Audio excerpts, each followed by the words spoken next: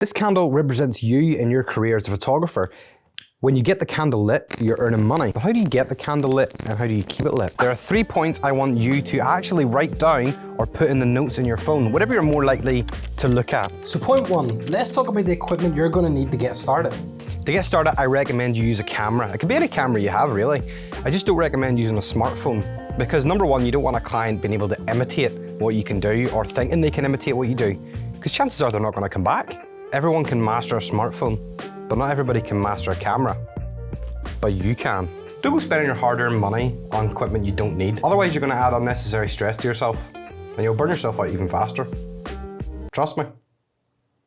So I would argue that you don't even need a tripod, because we are talking about the bare minimum here, but it definitely comes in handy, and they're pretty cheap to pick up. Now on to the most controversial part of this video. Point number 2, building the dreaded portfolio.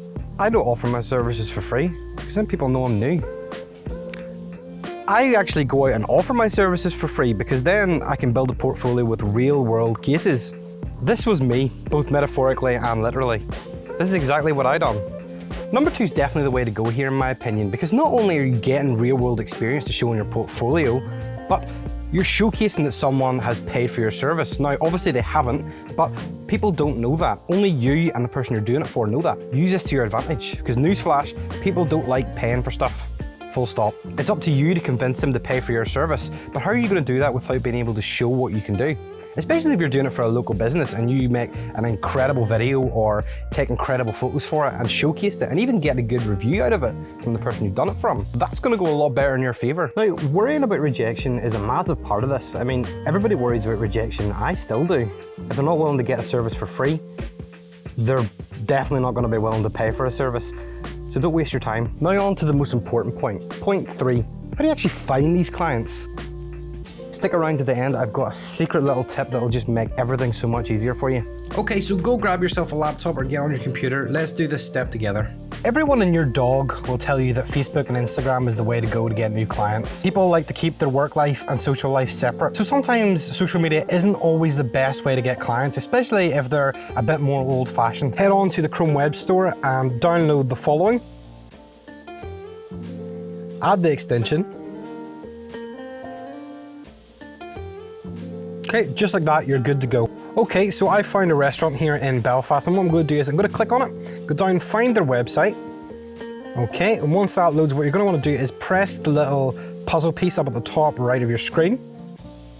Email Finder by Snov, and what it's going to do is, as you can see, it's found 3 emails which you won't be able to find yourself. Okay, now here's where the little tip comes in. So if you want to export these into an Excel document, which you can then copy and paste and mass send the emails to, which by the way, I don't recommend mass sending. Try and personalize them a wee bit.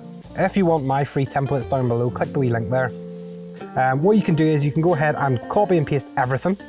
Now you'll notice that you're going to get a lot of information you don't need. If you pop on over to Google Sheets, which is free, or Excel, whatever you want to use, doesn't matter. Pop on over, paste it in there, and simply just remove the info you don't need. But what I recommend doing is before you send any emails, I would strongly recommend you go on their LinkedIn, look for the business page, and start figuring out whose email belongs to who. If you can find the business owner's email, that's going to be a lot more valuable than a receptionist's email. Just like that, it's time to make some money in 2023.